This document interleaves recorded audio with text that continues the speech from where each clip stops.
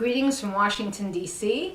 I'm Lori Wallach, the Director of Public Citizens Global Trade Watch.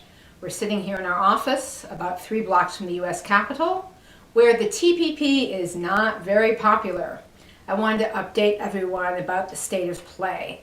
So even before our presidential election has really intensified what is a bipartisan trade revolt amongst the American public, the TPP was having a tough time in Congress. So the backstory is that fast-track trade authority for the TPP passed very narrowly. To pass something in the House of Representatives, which is where trade agreements and trade bills have a hard time, you need 218 votes. Fast track for TPP passed by 219 votes, so there wasn't a big margin to start with. And since then, members of Congress who voted for fast track, including some prominent Republicans, have come out against the TPP. Now, some of that is because they want even more bad stuff, but some of it is for things that no one is even trying to fix, like currency manipulation. The bottom line is right now, there is not a majority in the House of Representatives to pass the TPP, and that's the reason why the Obama administration hasn't put it forward. Fast track is a one-use tool. Once they start the vote, they start that clock for fast track, they've used up fast track for the TPP. So they won't even start a vote until they know they have the votes. And right now, they're probably about 20 to 25 votes in the whole, at least, in the House of Representatives. Now, add on top of that, the absolute pile-on that has been ongoing in our presidential campaigns. So for a very long time, when there were lots of candidates, basically anybody who was polling more than 5% in any state was against the TPP and was campaigning against it. But Bernie Sanders, and for that matter Donald Trump, have been critics of this kind of trade agreement, this model of trade agreement, for decades. So they have very long-standing, heartfelt, passionate opposition, and they've made this a centerpiece of their campaigns. This has pushed Clinton and Cruz and the other candidates into also taking opposition positions. But more importantly, what it's done is the polling in our country shows majorities of Democrats, Republicans, and independents, while they like the idea of trade, they oppose our trade agreements because they've lived with the bad results, and they particularly don't like the TPP.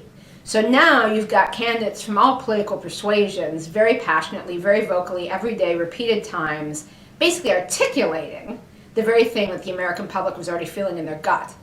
And what that has done is basically toxified the prospects for the TPP even further. So we thought we'd be having a floor fight in Congress at some point this summer on TPP. That's definitely not happening. There may or may not be what's called a lame duck post-election vote. That would be the only window in this year, in this Congress, that they could possibly try and do it. And timeline-wise, we'll have more of a sense of whether they even try that. There's mixed opinion about whether they'll try that. But that would be when they do it sometime after the November elections. And then as far as the prospects then, I think that certainly would be their best chance, but it's also still not a good chance. And particularly now you've got the presidential candidates starting to say things like, I don't want to vote in the lame duck session because I need to change that agreement.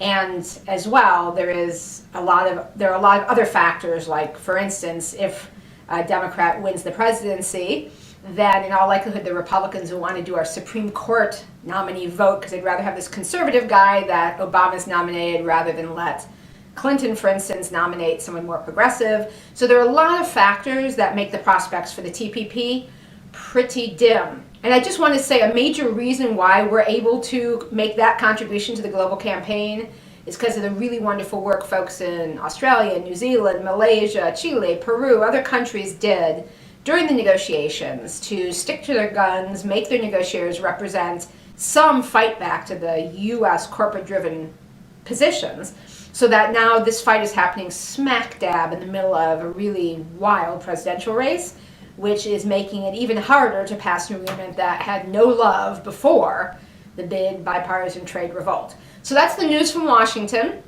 We're going to do our best as your partners over here to make sure that this thing doesn't get approved by Congress. And if we get past this lame duck session threat, then all bets are off for the next Congress in 2017, given we've got president candidates who say they would basically burn up the text and throw it away, and we have others who say they would renegotiate it. So either way, Who the heck knows? We just have to get past this year and this Congress, and we've got a decent chance.